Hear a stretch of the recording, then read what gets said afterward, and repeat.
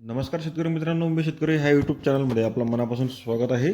शेतकरी मित्रांनो, आजच्या या व्हिडिओमध्ये आपण कापूस पिकामध्ये चौथी फवारणी कोणत्या कालावधी दरम्यान करणे गरजेचे आहे किंवा या फवारणीमध्ये आपल्याला कोणकोणते घटक कसे वापरणे आवश्यक आहे, ज्या घटकांमुळे हिरवे तुडतुडे, पांढरी माशी, त्यासोबतच बोंडअळी, बोंडसड या सर्व समस्यावर संपूर्ण त्या ठिकाणी नियंत्रण मिळवता येणार आहे, याची माहिती बघणार आहोत. त्यासाठी व्हिडिओ शेवटपर्यंत पहा आणि शेतीविषयक नवनवीन माहितीसाठी आपल्या मी शेतकरी या यूट्यूब चॅनलला सबस्क्राईब नक्की करा. शेतकरी मित्रांनो, कापूस पिकामध्ये चौथी फवारणी घेत असताना आपल्याला 80 दिवसानंतर घेणे गरजेचे आहे. याच काळामध्ये आपल्याला कापूस पिकामध्ये बऱ्यापैकी पाती अवस्था 10 ते 15 बोंडे त्या ठिकाणी झालेली पाहायला मिळत असते. शेतकरी मित्रांनो, या काळामध्ये मोठ्या प्रमाणामध्ये आपल्या कापूस पिकामध्ये पांढरी माशी, मावा, हिरवा तुडतुडा, त्यासोबतच फुलकिडे यासारख्या सर्व किडीचा प्रादुर्भाव झालेला पाहायला मिळतो.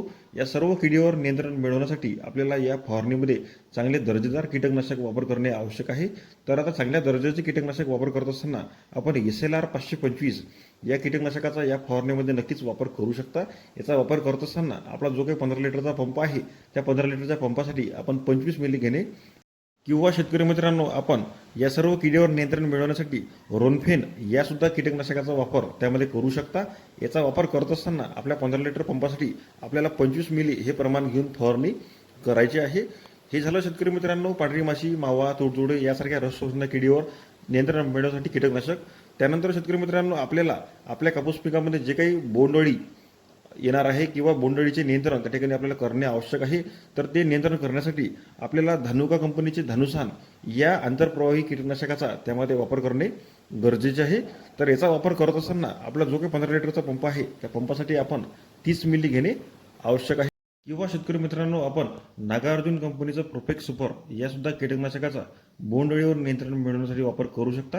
याच्यामध्ये जर आपण घटक पाहिले तर आपल्याला प्रोफेनोफॉस आणि सायपरमेथ्रिन हे दोन घटक प्रामुख्याने प्रोफेक्ट सुपरमध्ये पाहायला मिळते. याचा वापर करत असताना आपला जो काही 15 लिटरचा पंप आहे, तर त्या पंपासाठी आपण 25 ते 30 मिली घेणे गरजेचे आहे. त्यानंतर शेतकरी मित्रांनो, कापूस पिकामध्ये याच काळामध्ये मोठ्या प्रमाणामध्ये आपल्याला पातीगळ झालेली त्या ठिकाणी पाहायला मिळते. शेतकरी मित्रांनो, मोठ्या प्रमाणामध्ये जर आपल्या कापूस पिकाची पातीगळ झाली तर आपल्याला निश्चितच आपल्या कापूस पिकापासून उत्पादन हे कमी आलेले पाहायला मिळते.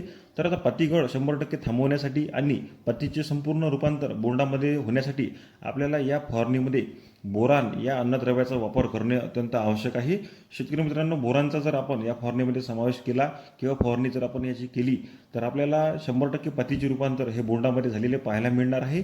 तसेच पातीचे गळ हे सुद्धा थांबलेली त्या ठिकाणी पाहायला मिळणार आहे. याचा वापर करत असताना आपला जो काही 15 लिटरचा पंप आहे 30 ग्रॅम घेऊ शकता. शेतकरी मित्रांनो, त्यानंतर आपल्याला माहीत आहे की यावर्षी मोठ्या प्रमाणामध्ये पाऊस बरेच भागामध्ये पडत आहे. तर मोठ्या प्रमाणामध्ये पाऊस पडत असल्यामुळे बुरशीजन्य रोगाचा सुद्धा प्रादुर्भाव त्या ठिकाणी आपल्या कापूस पिकामध्ये झालेला पाहायला मिळते.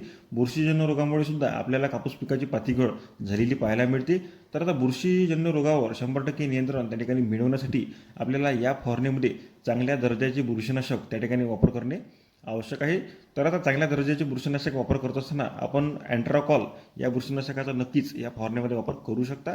याचा वापर करत असताना 30 ग्रॅम 15 लिटरच्या पंपासाठी वापर करणे गरजेचे आहे. किंवा शेतकरी मित्रांनो, आपण क्रिस्टल कंपनीचे टिल्ट यासुद्धा बुरशीनाशकाचा या फवारणीमध्ये समावेश करू शकता. टिल्टचा वापर करत असताना 15 मिली 15 लिटर पंपासाठी आपण घेणे गरजेचे आहे. तर शेतकरी मित्रांनो, अशा प्रकारे 3 ते 4 घटक आपण जर आपल्या कापूस पिकामध्ये फवारणी केली तर निश्चितच पांढरी माशी, मावा, तुडतुडे सोबतच येणारी बोंडअळी, बोंडसड या सर्व समस्यावर त्या ठिकाणी आपल्याला नियंत्रण झालेले पाहायला मिळणार आहे. सोबतच आपल्या कापूस पिकामध्ये जे काही पातीगळ त्या ठिकाणी होणार आहे किंवा पातीगळ न होण्यासाठी सुद्धा आपल्याला या फवारणीचा मोठा फायदा होणार आहे. तर शेतकरी मित्रांनो, माहिती कशी वाटली नक्की कमेंट करा. आणि आपण जर कापूस उत्पादक शेतकरी असाल तर आपण आपल्या कापूस पिकामध्ये कोणते औषध त्या ठिकाणी फवारणी केलेले आहे याची कमेंट नक्की सांगा, जेणेकरून इतरही शेतकऱ्यांना त्या माहितीचा फायदा होणार आहे. आणि हा व्हिडिओ जास्तीत जास्त कापूस उत्पादक शेतकऱ्यांना शेअर करा, जेणेकरून त्यांनाही या माहितीचा फायदा होणार आहे. तर शेतकरी मित्रांनो, धन्यवाद.